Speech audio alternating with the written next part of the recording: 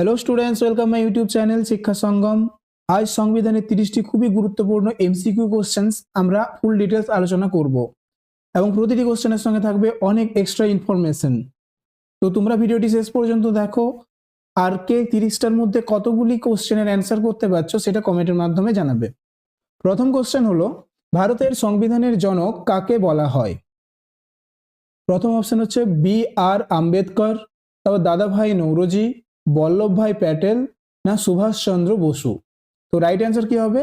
Option A, B R Ambedkar. B R Ambedkar 1947 সালের 29শে August খসড়া committee যে গঠিত হয়েছিল, খসড়া কমিটি যে গঠিত হয়েছিল তার চেয়ারপারসন ছিলেন এবং এই কমিটির মোট সদস্য ছিল 7 জন। দাদাভাই নৌরোজিকে বলা হয় grand old man. Grand old man, দাদাভাই নৌরোজিকে বলা হয় গ্র্যান্ড ওল্ড ম্যান। তিনি প্রথম ভারতীয় ছিলেন যিনি ব্রিটিশ পার্লামেন্টের সদস্য হয়েছিলেন এবং তিনি জাতীয় কংগ্রেসে 3বার সভাপতিত্ব করেছিলেন।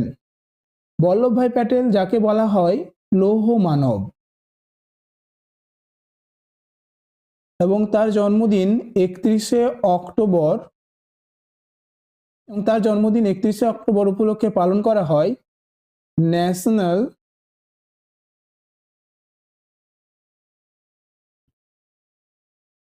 Unity day.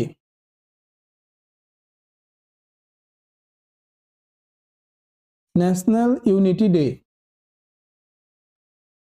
সুভাষচন্দ্র বসু, যিনি জাতীয় কংগ্রেসের 2বার সভাপতিত্ব হয়েছিলেন, একবার 1938 সালে হয়েছিলেন আর একবার 1939 সালে হয়েছিলেন।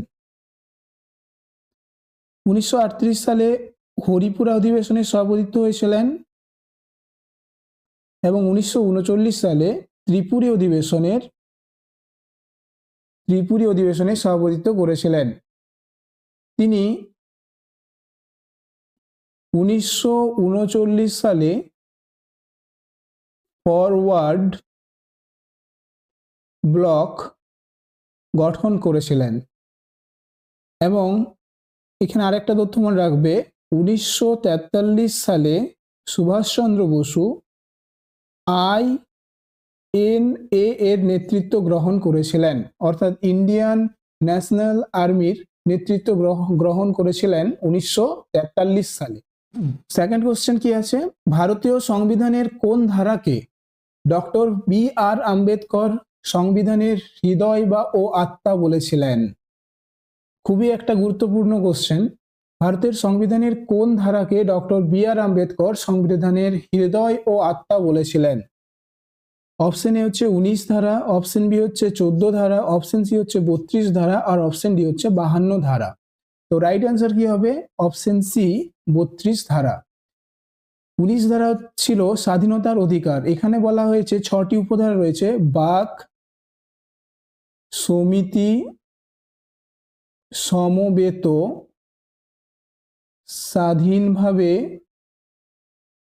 চলাফেরা, বসতি স্থাপন ও বৃত্তি। তাহলে বাক, সমিতি, সমবেত, স্বাধীনভাবে চলাফেরা, বসতি স্থাপন ও বৃত্তি অবলম্বনে যে স্বাধীনতা, সেটা 19 ধারায় রয়েছে। 14 ধারায় কি রয়েছে? আইনের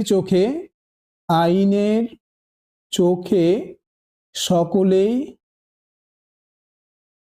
সমান, অর্থাৎ আইনের চোখে সকলেই সমান বা সবাই সমান, সেটি রয়েছে 14তম ধারায়।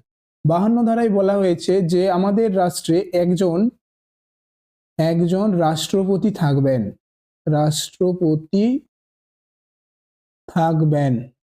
এটা বলা হয়েছে 52 ধারায়। 32 ধারায় রয়েছে রিট বা লেখো। আমাদের মোট 5টি রিট রয়েছে, ঠিক আছে। আমাদের মোট 5টি রিট রয়েছে এবং এই 32 ধারা অনুযায়ী আমাদের সুপ্রিম কোর্ট রিট জারি করতে পারেন। তাহলে 32 ধারা অনুযায়ী আমাদের সুপ্রিম কোর্ট রিট জারি করতে পারে। আচ্ছা, এই 5টা রিট বা লেখক কি কি সেগুলো আমরা একটু ডিটেলসে জেনে নেব। প্রথমে আছে হেবিয়াস কার্পাস। হেবিয়াস কার্পাস মানে হলো সশরীরে হাজির করা, অর্থাৎ যে আসামি তাকে সশরীরে আদালতে হাজির করা, সেটা হচ্ছে হেবিয়াস কার্পাস। ম্যান্ডামাস কি? নিম্ন আদালত, ট্রাইব্যুনাল বা পাবলিক কর্তৃপক্ষকে তার দায়িত্ব পালনের আদেশ দেওয়া যদি সে তার দায়িত্ব পালন ঠিকভাবে না পালন করে, এটা হচ্ছে ম্যান্ডামাস। প্রহিবিশন কি? নিম্ন আদালত যদি তার অধিকার অতিক্রম না করে তার জন্য বলা। প্রহিবিশন হচ্ছে নিম্ন আদালত যেন তার অতিক্রম না করে, অর্থাৎ সেইটা হচ্ছে প্রহিবিশন। সার্টিলারি কি? যদি কোনো নিম্ন আদালত তার অধিকার অতিক্রম করে ফেলে তখন সেই আদালতকে উচ্চ আদালত নিজের আন্ডারে নিয়ে নেবে বা নিজের হেফাজতে নিয়ে নেবে বা প্রত্যাহিত করবে, সেইটাই হচ্ছে সার্টিলারি। আর কুও ওয়ারেন্টো মানে হলো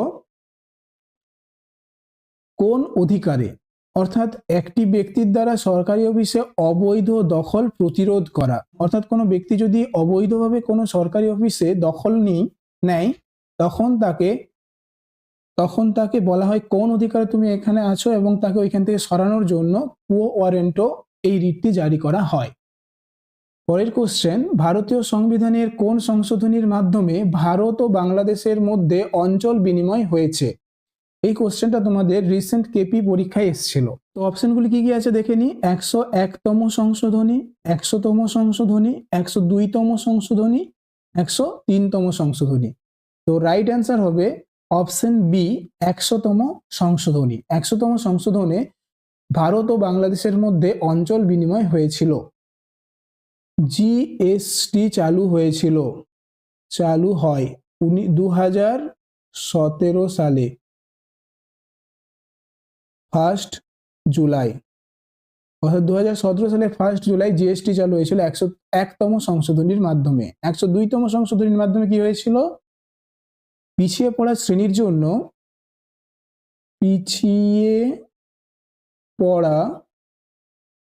শ্রেণীর জন্য জাতীয় কমিশন গঠিত হয়েছিল। জাতীয় কমিশন গঠন হয়েছিল। 103তম সংশোধনীতে কি হয়েছিল? ইডব্লিউএস দের জন্য 10% সংরক্ষণ। তো পরের কোশ্চেন হলো, প্রথম জাতীয় জরুরি অবস্থা ঘোষণা করা হয় কোন সালে? তাহলে অপশন কি আছে? 1965 সালে, 1962 সালে, 1971 সালে না 1977 সালে। তো রাইট অ্যান্সার হবে অপশন বি, 1962 সালে। এই সময় ভারত ও চীনের মধ্যে যুদ্ধ শুরু হয়েছিল, তাই এই সময় জাতীয় জরুরি অবস্থা ঘোষণা করা হয়েছিল। মোট তিনটি জাতীয় জরুরি অবস্থা ঘোষণা করা হয়েছিল। একটা হয়েছিল 1962 সালে, দ্বিতীয়টা হয়েছিল 1971 সালে, সেটা পাকিস্তানের সঙ্গে যুদ্ধের সময় এইটা হয়েছিল। অর্থাৎ বাংলাদেশের যে মুক্তিযুদ্ধ হয়েছিল সেই মুক্তিযুদ্ধের সময় এই 1971 সালে জাতীয় জরুরি অবস্থা ঘোষণা করা হয়েছিল। এবং তৃতীয় জাতীয় জরুরি অবস্থা ঘোষণা করা হয়েছিল 1977 সালে। 1977 সালে তৃতীয় জাতীয় জরুরি অবস্থা কেন ঘোষণা করা হয়েছিল? কারণ ছিল অভ্যন্তরীণ ঝামেলা, অভ্যন্তরীণ অশান্তি আর কি, অশান্তির জন্য তৃতীয় জাতীয় জরুরি অবস্থা ঘোষণা করা হয়েছিল 1977 সালে। অর্থাৎ এই তিনটি জাতীয় জরুরি অবস্থা ভারতবর্ষে কখন হয়েছিল এবং কি জন্য হয়েছিল এগুলো অবশ্যই তোমরা মনে রাখবে এবং পারলে খাতায় নোট ডাউন করে নেবে। পরের কোশ্চেন, ভারতের রাষ্ট্রপতি কতজনকে রাজ্যসভায় মনোনীত করতে পারেন? রাজ্যসভায় রাষ্ট্রপতি কতজনকে মনোনীত করতে পারেন? 8 জন, 9 জন, 12 জন না 25 জন? তো রাইট অ্যান্সার হবে অপশন সি 12 জন। অর্থাৎ রাষ্ট্রপতি 12 জনকে রাজ্যসভায় মনোনীত করতে পারেন।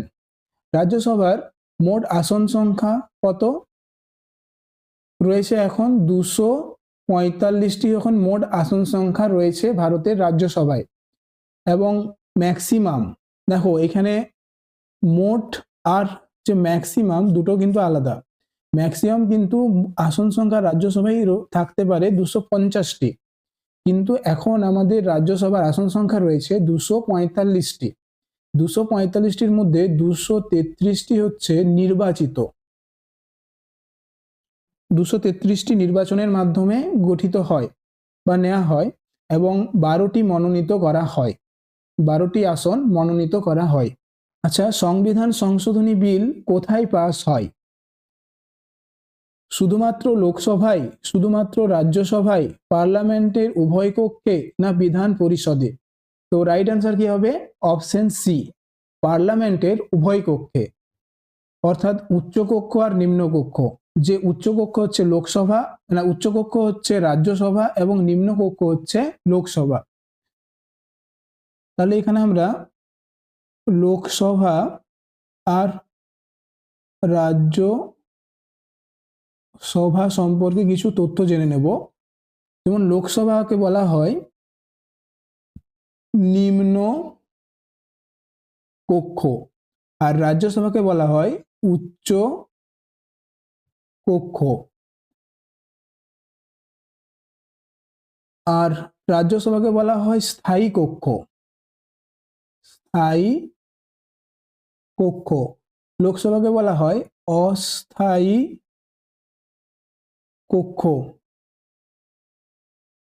আচ্ছা, লোকসভার নির্বাচিত হওয়ার জন্য ন্যূনতম বয়স কত লাগে? ন্যূনতম বয়স 25 বছর। 25 বছর হলেই লোকসভায় নির্বাচিত হতে পারবে। আর রাজ্যসভার ক্ষেত্রে লাগে 30 বছর। ঠিক আছে। লোকসভার সময়কাল বা যে সময়সীমা কত বছরের জন্য থাকতে পারে? 5 বছর, 5 ইয়ার। আর রাজ্যসভায় হচ্ছে 6 ইয়ার। ঠিক আছে। আচ্ছা, আসন সংখ্যা রাজ্যসভার একটু আগেই বললাম যে সর্বোচ্চ আসন সংখ্যা ম্যাক্সিমাম হচ্ছে 250, এবং যার মধ্যে 245টি আসন এখন রয়েছে, মানে 245টি আসনে এখন সদস্য রয়েছে। লোকসভায় কিন্তু টোটাল আসন সংখ্যা ম্যাক্সিমাম যেটা, সেটা হচ্ছে 550। এটা হচ্ছে ম্যাক্সিমাম। আগে 552 ছিল, কিন্তু যে দুটো অ্যাংলো ইন্ডিয়ানকে আগে লোকসভার আসন সংখ্যা ছিল সেই দুটো বাদ দেওয়া হয়েছে। তাহলে এর মধ্যে কিন্তু এখন লোকসভার আসন সংখ্যা নির্বাচিত হয় 543টি। 543টি এখন লোকসভার আসন সংখ্যা রয়েছে, এবং ম্যাক্সিমাম আসন সংখ্যা রয়েছে 550টি। রাষ্ট্রপতি কোন বিলে তার সম্মতি বা স্বাক্ষর প্রদান করতে বাধ্য থাকেন? প্রথম হচ্ছে অর্থ বিল, সংবিধান সংশোধনী বিল, অর্থ বিল ও সংবিধান সংশোধনী বিল, না সাধারণ বিল? তো রাইট অ্যান্সার হবে অর্থ বিল এবং সংবিধান সংশোধনী বিল।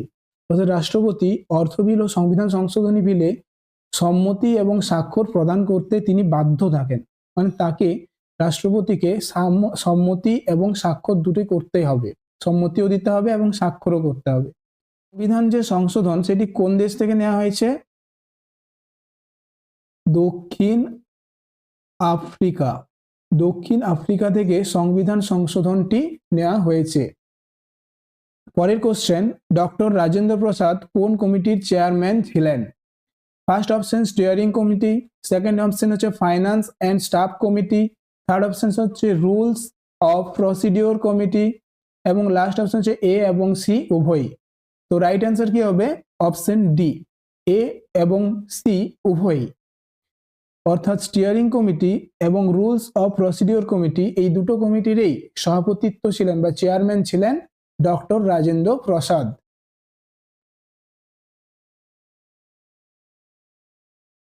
ভারতের রাষ্ট্রপতিকে শপথ গ্রহণ করান কে? অর্থাৎ আমাদের যে ভারতের রাষ্ট্রপতি, তাকে কে শপথ গ্রহণ করান? প্রধানমন্ত্রী, উপরাষ্ট্রপতি, লোকসভার অধ্যক্ষ না সুপ্রিম কোর্টের প্রধান বিচারপতি? তো রাইট অ্যান্সার হবে অপশন ডি, সুপ্রিম কোর্টের প্রধান বিচারপতি। এখন আমাদের উপরাষ্ট্রপতি কে আছেন? সি.পি. Radhakrishnan.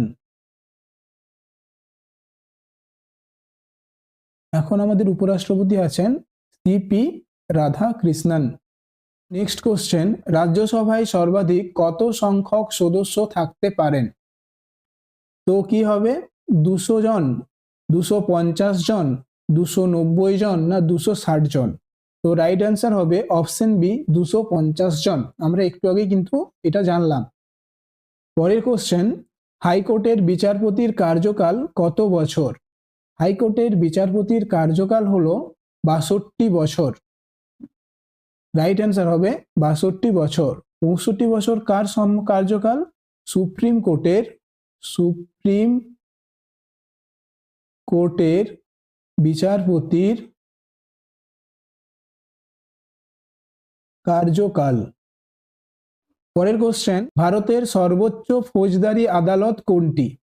High court, supreme court, Rajya Sabha না লোকসভা? তো রাইট অ্যান্সার হবে option B, supreme court. Supreme court হলো ভারতের সর্বোচ্চ ফৌজদারি আদালত। পরের কোশ্চেন হলো, রাষ্ট্রপতির অবর্তমানে কত মাস উপরাষ্ট্রপতি রাষ্ট্রপতির পদে বহাল থাকতে পারেন? অর্থাৎ রাষ্ট্রপতির অবর্তমানে উপরাষ্ট্রপতি কত দিন আর কি বা কত মাস রাষ্ট্রপতির পদে বহাল থাকতে পারেন? 1 মাস, 4 মাস, 3 মাস না 6 মাস? তো রাইট অ্যান্সার হবে 6 মাস। অর্থাৎ 6 মাস উপরাষ্ট্রপতি রাষ্ট্রপতির পদে বহাল থাকতে পারবেন। ভারতের সুপ্রিম কোর্টের প্রথম মহিলা বিচারপতি কে ছিলেন? প্রথম অপশন হচ্ছে শ্রীমতী শীল শেঠ, শ্রীমতী মীরা সাহিব ফতিমা বিবি না সানু দেবী না শ্রীমতী লক্ষ্মী সাইগল? তো রাইট অ্যান্সার হবে অপশন বি, শ্রীমতী মীরা সাহিব ফতিমা বিবি। পরে কোশ্চেন, ভারতীয় অর্থ বিলকে সর্বোচ্চ কতদিন পর্যন্ত রাজ্যসভা আটকে রাখতে পারেন? 1 বছর, 1 মাস, 14 দিন না 7 দিন? তো রাইট অ্যান্সার হবে অপশন সি, 14 দিন। অর্থাৎ 14 দিন রাজ্যসভা ভারতীয় অর্থ বিলকে আটকে রাখতে পারেন, কিন্তু তার বেশি দিন তিনি রাখতে পারবেন না। পরের কোশ্চেন, কত সালে পশ্চিমবঙ্গ বিধান পরিষদকে বন্ধ করে দেওয়া হয়? অর্থাৎ পশ্চিমবঙ্গে যে ফার্স্টে আমাদের বিধান পরিষদ ছিল সেটাকে কোন সালে বন্ধ করে দেওয়া হয়? ফার্স্ট অপশন কি আছে? 1951 সালে, 1957 সালে, 1959 সালে না 1969 সালে? তো রাইট অ্যান্সার হবে অপশন ডি, অর্থাৎ 1969 সালে 1 আগস্ট পশ্চিমবঙ্গে বিধান পরিষদ বন্ধ করে দেওয়া হয়েছিল। আচ্ছা, এখন আমাদের দেশে মোট কটি রাজ্যে বিধান পরিষদ রয়েছে? 6টি। কোন কোন রাজ্যে বিধান পরিষদ রয়েছে দেখে নিয়ে একটু। উত্তরপ্রদেশ মানে ইউপি, বিহার, তারপরে মহারাষ্ট্র,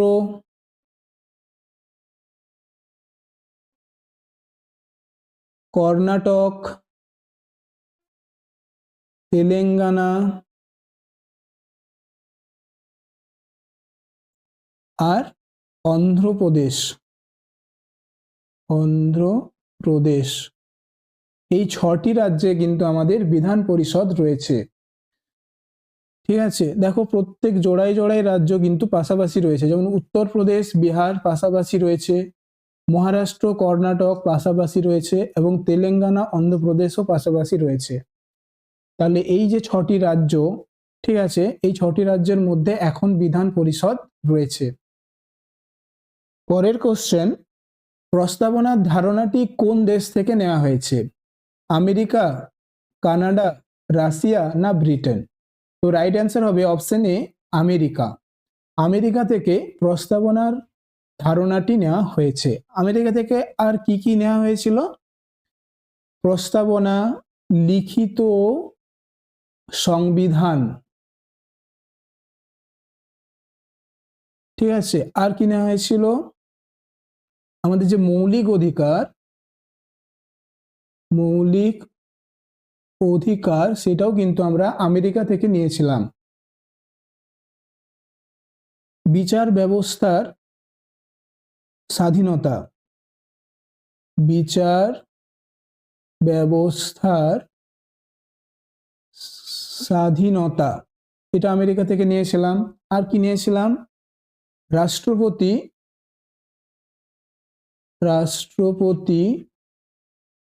সেনাবাহিনীর সর্বোচ্চ কমান্ডর,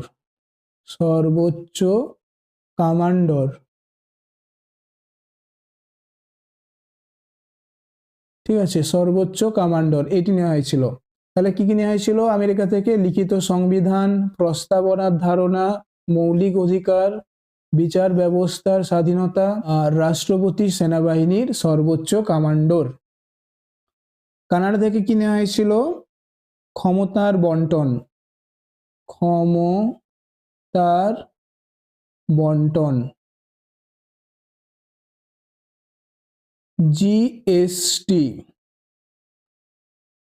কেন্দ্র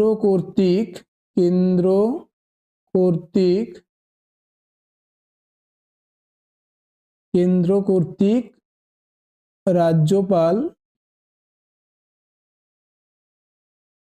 নিয়োগ, অর্থাৎ কেন্দ্র কর্তৃক যে রাজ্যপাল নিয়োগ হবে সেটা কানাডা থেকে নেওয়া হয়েছিল।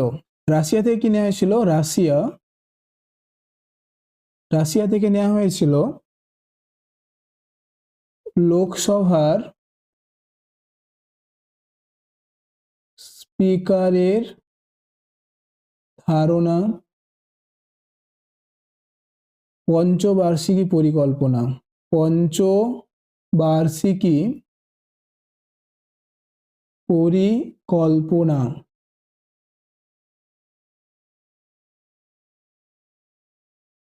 মৌলিক কর্তব্য,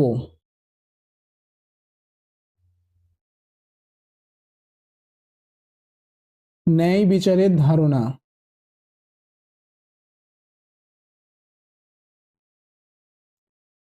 রাশিয়া থেকে নেওয়া হয়েছিল লোকসভার স্পিকারের ধারণা, পঞ্চবার্ষিকী পরিকল্পনা, মৌলিক কর্তব্য আর ন্যায় বিচারের ধারণা। ব্রিটেন থেকে নেওয়া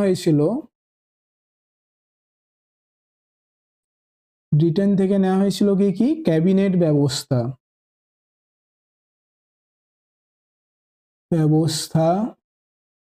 একক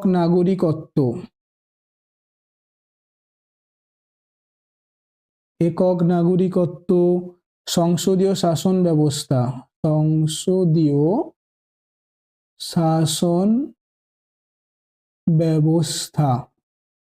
এগুলো নেওয়া হয়েছিল ব্রিটেন থেকে। পরের কোশ্চেন, লোকসভার প্রথম স্পিকার কে ছিলেন বা লোকসভার প্রথম স্পিকারের নাম কি, জিভি মাভলাঙ্কার, বল্লভভাই প্যাটেল, পি.এ. সাংমা না শিবরাজ পাটিল। তো রাইট অ্যান্সার হবে অপশন এ, জিভি মাভলাঙ্কার, যিনি ছিলেন লোকসভার প্রথম স্পিকার। পরের কোশ্চেন, কেন্দ্রীয় মন্ত্রিসভার বিরুদ্ধে অনাস্থা প্রস্তাব আনতে গেলে লোকসভার কতজন সদস্যের সমর্থন লাগে, অর্থাৎ কেন্দ্রীয় মন্ত্রিসভার বিরুদ্ধে অনাস্থা প্রস্তাব আনতে গেলে লোকসভার কতজন সদস্যের সমর্থন লাগে, 30 জন, 40 জন, 50 জন এবং 60 জন। তো রাইট অ্যান্সার হবে অপশন সি, 50 জন। তাহলে 50 জন সদস্যের সমর্থন থাকলে কেন্দ্রীয় মন্ত্রিসভার বিরুদ্ধে অনাস্থা প্রস্তাব আনা যাবে। এখনো পর্যন্ত কে কতগুলা কোশ্চেনের রাইট অ্যান্সার দিতে পারলে কমেন্টের মাধ্যমে জানাবে। তো পরের কোশ্চেন কি, লোকসভার স্পিকারের দেওয়া ভোটটির কি নাম, অর্থাৎ লোকসভার স্পিকার যে ভোটটি দেন তার নাম কি। ফার্স্ট অপশন নির্ণায়ক ভোট, প্রত্যক্ষ ভোট, পরোক্ষ ভোট না কোনোটি নয়।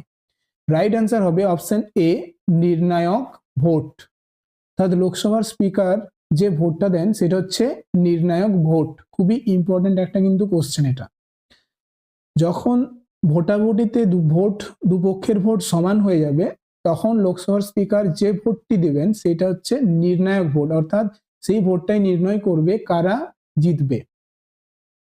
পরের কোশ্চেন, ভারতীয় গণপরিষদ ডক্টর রাজেন্দ্র প্রসাদকে ভারতের প্রথম রাষ্ট্রপতি হিসেবে কবে নির্বাচিত করেছিলেন? তো অপশন কি আছে? জানুয়ারি 24, 1950, 20 জানুয়ারি 1950, 26 জানুয়ারি 1950 না 16 জানুয়ারি 1950? তো রাইট অ্যান্সার হবে অপশন এ, 24 জানুয়ারি 1950। এই দিন ডক্টর রাজেন্দ্র প্রসাদকে প্রথম রাষ্ট্রপতি হিসেবে নির্বাচিত করা হয়েছিল। তো আমরা গণপরিষদ সম্পর্কে একটু জেনে নেব।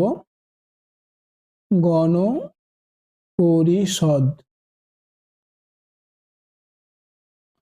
গণপরিষদের প্রথম স্থায়ী সভাপতি ছিলেন ডক্টর রাজেন্দ্র প্রসাদ।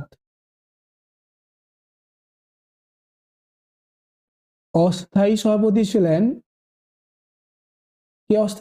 ছিলেন সচ্চিদানন্দ সিনহা।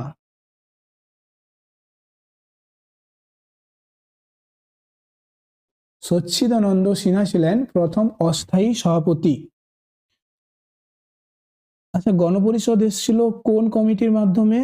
1946 সালের ক্যাবিনেট মিশন প্ল্যানের মাধ্যমে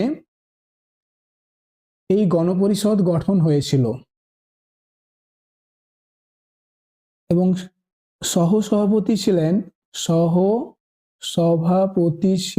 প্রথম সহসভাপতি ছিলেন হরেন্দ্র কুমার মুখার্জি ও ভিটি কৃষ্ণমাচারী। হরেন্দ্র কুমার মুখার্জি ও ভিটি কৃষ্ণমাচারী ছিলেন গণপরিষদের সহ-সভাপতি। গণপরিষদ দ্বারা সংবিধান প্রস্তুত করতে সময় লেগেছিল 2 বছর 11 মাস 18 দিন। ঠিক আছে, গণপরিষদ কর্তৃক সংবিধান প্রস্তুত করতে সময় লেগেছিল 2 বছর 11 মাস 18 দিন এবং গণপরিষদের মোট অধিবেশন হয়েছিল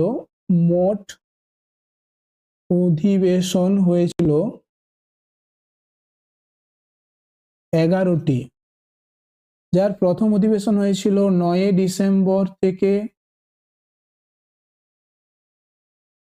23 ডিসেম্বর 1946 সালের। এটা হয়েছিল ফার্স্ট অধিবেশন এবং লাস্ট অধিবেশন হয়েছিল 1950 সালের 24 জানুয়ারি। 1950 সালের 24 জানুয়ারি হয়েছিল লাস্ট অধিবেশন। পরের কোশ্চেন, স্বাধীন ভারতের প্রথম সাধারণ নির্বাচন অনুষ্ঠিত হয়েছিল কবে? ফার্স্ট অপশন হলো 1950 থেকে 1951 সালে, 1951 থেকে 1952 সালে, 1952 থেকে 1953 সালে, 1953 থেকে 1954 সালে। তো রাইট অ্যান্সার হবে অপশন বি, 1951-52 সালে প্রথম সাধারণ নির্বাচন অনুষ্ঠিত হয়েছিল। এখন আমরা এখানে কিছু তথ্য জানবো যে প্রথম মন্ত্রিসভার সদস্য কারা ছিলেন। এটা কিন্তু তোমাদের ক্ষেত্রে খুবই গুরুত্বপূর্ণ একটা পয়েন্ট। যেমন প্রথম প্রধানমন্ত্রী ছিলেন জওহরলাল নেহেরু, স্বরাষ্ট্রমন্ত্রী ছিলেন বল্লভভাই প্যাটেল, প্রথম অর্থমন্ত্রী ছিলেন আর কে শাসমুখম চেট্টি, প্রথম আইন ও বিচার মন্ত্রী ছিলেন বি আর আম্বেদকর, প্রথম প্রতিরক্ষা মন্ত্রী ছিলেন বলদেব সিং, প্রথম রেল ও পরিবহন মন্ত্রী ছিলেন জন মাথাই, প্রথম শিক্ষামন্ত্রী ছিলেন আবুল কালাম আজাদ। এটা কিন্তু পরীক্ষায় বারবার এসছে, প্রথম শিক্ষামন্ত্রী ছিলেন আবুল কালাম আজাদ। খাদ্য এবং কৃষিমন্ত্রী ছিলেন প্রথম রাজেন্দ্র প্রসাদ ছিলেন খাদ্য ও কৃষি মন্ত্রী। প্রথম শ্রমমন্ত্রী ছিলেন জগজীবন রাম এবং প্রথম স্বাস্থ্যমন্ত্রী ছিলেন অমৃত কৌর। অমৃত কৌর ছিলেন প্রথম মন্ত্রিসভার একমাত্র মহিলা মন্ত্রী ছিলেন অমৃত কৌর। পরের কোশ্চেন হলো 1955 খ্রিস্টাব্দে ভারতীয় পার্লামেন্ট অস্পৃশ্যতা বিরোধী আইন পাস করে সংবিধানের কোন ধারা অনুসারে? তো অপশন আছে কি 35 ধারা, 37 ধারা, 17 ধারা না 16 ধারা? তো রাইট অ্যান্সার হবে অপশন সি 17 ধারা। এটা তোমাদের কিন্তু পূর্বের পরীক্ষাগুলোতে বারবার এসেছে। তো 35 ধারায় কি রয়েছে? মৌলিক অধিকার রক্ষার্থে প্রয়োজনীয় আইন। মৌলিক অধিকার রক্ষার্থে প্রয়োজনীয় আইন। 16 ধারায় কি রয়েছে? চাকুরির ক্ষেত্রে সমান অধিকার। অর্থাৎ 16 ধারায় রয়েছে চাকরির ক্ষেত্রে আসলে সমান অধিকার। পরের কোশ্চেন, ভারতের জাতীয় পতাকার নকশা কে তৈরি করেছিলেন? প্রথম অপশন হচ্ছে বঙ্কিমচন্দ্র চট্টোপাধ্যায়, এলি বেসান্ত, বাল গঙ্গাধর তিলক না পিঙ্গালি ভেঙ্কাইয়া? তো রাইট অ্যান্সার হবে পিঙ্গালি ভেঙ্কাইয়া, অপশন ডি। জাতীয় পতাকা সম্পর্কিত কিছু গুরুত্বপূর্ণ তথ্য যেগুলো তোমাদের পরীক্ষায় কিন্তু বারবার আসে, যেমন জাতীয় পতাকা কবে গৃহীত হয়েছিল? 22শে জুলাই 1947 সালে জাতীয় পতাকা গৃহীত হয়। নকশা দেন কে? পিঙ্গালি ভেঙ্কাইয়া। অনুপাত দৈর্ঘ্য ইজটু প্রস্থ কত আমাদের জাতীয় পতাকা? 3:2। দেখো দৈর্ঘ্য হচ্ছে 3, প্রস্থ হচ্ছে 2, তাহলে 3:2 দৈর্ঘ্য প্রস্থের অনুপাত। এটা কিন্তু রিসেন্ট পরীক্ষায় এসেছিল। অশোক চক্র হচ্ছে নেভি ব্লু কালারের এবং এর 24টি স্পোক থাকে, যা 24 ঘন্টা ধরে ভারতের অগ্রগতি বোঝাতে সাহায্য করে। আচ্ছা, গেরুয়া কিসের প্রতীক? শান্তি, বলিদান ও ত্যাগের প্রতীক। যে সাদা রংটি রয়েছে মাঝে সেটি হচ্ছে শান্তি ও আত্মনিয়ন্ত্রণের প্রতীক এবং সবুজ রংটি হচ্ছে মজিবতার প্রতীক। পরের কোশ্চেন, ভারতীয় সংবিধানের 35A ধারা কোন রাজ্যের সাথে সম্পর্কযুক্ত? কর্ণাটক, জম্মু ও কাশ্মীর, পশ্চিমবঙ্গ না আসাম? রাইট অ্যান্সার হবে অপশন বি জম্মু ও কাশ্মীর। পরের কোশ্চেন, নিচের কোনটির প্রস্তাবে গণপরিষদ গঠন করার কথা বলা হয়েছিল? ক্যাবিনেট মিশন পরিকল্পনা, সাইমন কমিশন, ক্রিপস মিশন না ওয়াভেল পরিকল্পনা? তো রাইট অ্যান্সার হবে ক্যাবিনেট মিশন পরিকল্পনা, যেটা এসেছিল 1946 সালে। এর সদস্য ছিল 3 জন। কে ছিলেন? ক্রিপস। এই 3টা নাম কিন্তু তোমরা মনে রাখবে, এই 3টা নাম খুব ইম্পর্টেন্ট। ক্রিপস, এভি আলেকজান্ডার,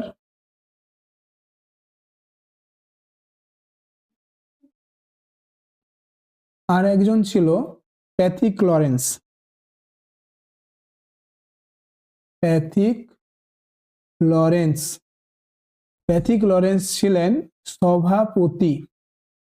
অর্থাৎ ক্যাবিনেট মিশন যেটা এসেছিল তার 3 জন সদস্যের মধ্যে ছিলেন ক্রিপস, এভি আলেকজান্ডার আর প্যাথিক লরেন্স, এবং প্যাথিক লরেন্স ছিলেন সভাপতি। সাইমন কমিশন গঠন হয়েছিল 7 জন সদস্য নিয়ে, 7 জন সদস্য নিয়ে, এবং এটি 1927 সালে গঠিত হয়েছিল। এবং ভারতে কবে এসেছিল? এই কোশ্চেনটা কিন্তু তোমরা মনে রাখবে, যে তোমরা অনেক সময় এটা অ্যান্সার করে দেবে 1927। ভারতে এসেছিল 1928 সালে। 1928 সালে ভারতে আসে, ঠিক আছে। গঠন হয়েছিল বললে 1927 সালে, এবং ভারতে কবে এসেছিল সাইমন কমিশন বললে 1928 সালে। রাইট অ্যান্সার হবে। ক্রিপস মিশন এসেছিল 1942 সালে, যার প্রতিবাদে আমাদের গান্ধীজি আগস্ট আন্দোলন করেছিল। বা ভারত ছাড়ো আন্দোলনও বলা হয় যাকে। ওয়াফেল পরিকল্পনা যেটা এসছিল 1945 সালে, ঠিক আছে। আচ্ছা, এখানে আরেকটা জিনিস মনে রাখবে যে সাইমন কমিশন প্রোটেস্টের সময় আমাদের বিখ্যাত নেতা লালা রাজপথ রায় পুলিশের লাঠিচার্জে আহত হয়ে মারা গিয়েছিলেন এবং তিনি বলেছিলেন, আমার শরীরের এই রক্ত ব্রিটিশদের জন্য খুবই বিপদ। পরের কোশ্চেন, ভারতের সংবিধানের কোন সংশোধনীতে সম্পত্তির অধিকারকে বাতিল করা হয়েছে? 42তম সংশোধন, 44তম সংশোধন, 46তম সংশোধন না 97তম সংশোধন? তো রাইট অ্যান্সার হবে অপশন বি, 44তম সংশোধন। 44তম সংশোধনে কিন্তু সম্পত্তির অধিকারকে বাতিল করা হয়েছে। আচ্ছা, 42তম সংশোধনকে বলা হয় মিনি সংবিধান। সংবিধান, ঠিক আছে। 42 সংশোধনে কি কি হয়েছিল আমরা একটু জেনে নিই। 42 সংশোধন হয়েছিল প্রস্তাবনায় সমাজতান্ত্রিক, ধর্মনিরপেক্ষ, অখণ্ডতা এই শব্দ তিনটি যুক্ত হয়েছিল, ঠিক আছে। প্রস্তাবনায় সমাজতান্ত্রিক, ধর্মনিরপেক্ষ ও অখণ্ডতা এই তিনটি শব্দ যুক্ত হয়েছিল। মৌলিক কর্তব্য যুক্ত হয়েছিল 42তম সংশোধনীর মাধ্যমে। মৌলিক অধিকারের থেকে নির্দেশমূলক নীতির গুরুত্ব বেশি, এটা বলা হয়েছিল 42তম সংশোধনে। আচ্ছা, 86তম সংশোধনে কি বলা হয়েছিল? 86তম সংশোধনে হয়েছিল আর্টিকেল 21 যুক্ত হয়েছিল, আর্টিকেল 45 যুক্ত হয়েছিল এবং আর্টিকেল 51 এর কে উপধারাটা যুক্ত হয়েছিল। দেখো, আর্টিকেল 21 ছিল শিক্ষার অধিকার আইন, এটি কিন্তু 86তম সংশোধনীতে যুক্ত হয়েছিল। আর্টিকেল 45 ছিল 6 বছরের নিচে শিশুদের প্রতি যত্ন নিতে হবে এবং তাদের শিক্ষার জন্য বন্দোবস্ত করতে হবে, এটা কিন্তু আর্টিকেল 45 যুক্ত হয়েছিল। এই আর্টিকেল 45টা কিন্তু সংবিধান সংশোধনীতে 86তম সংবিধান সংশোধনীতে যুক্ত হয়েছিল। এবং আর্টিকেল 51 এর কে উপধারা, যেটা হচ্ছে ডিউটি অফ প্যারেন্টস, অর্থাৎ টোটাল কিন্তু এটা হচ্ছে মৌলিক কর্তব্যের মধ্যে যুক্ত হয়েছিল কে উপধারাটা। আগে মৌলিক কর্তব্যের পার্ট ছিল 10টি ছিল মৌলিক কর্তব্য, এখন হচ্ছে 11টি। সেই 11 নাম্বারটা যুক্ত হয়েছিল 86তম সংশোধনে যুক্ত হয়েছিল আর্টিকেল 51 এর কে উপধারায়, ডিউটি অফ প্যারেন্টস।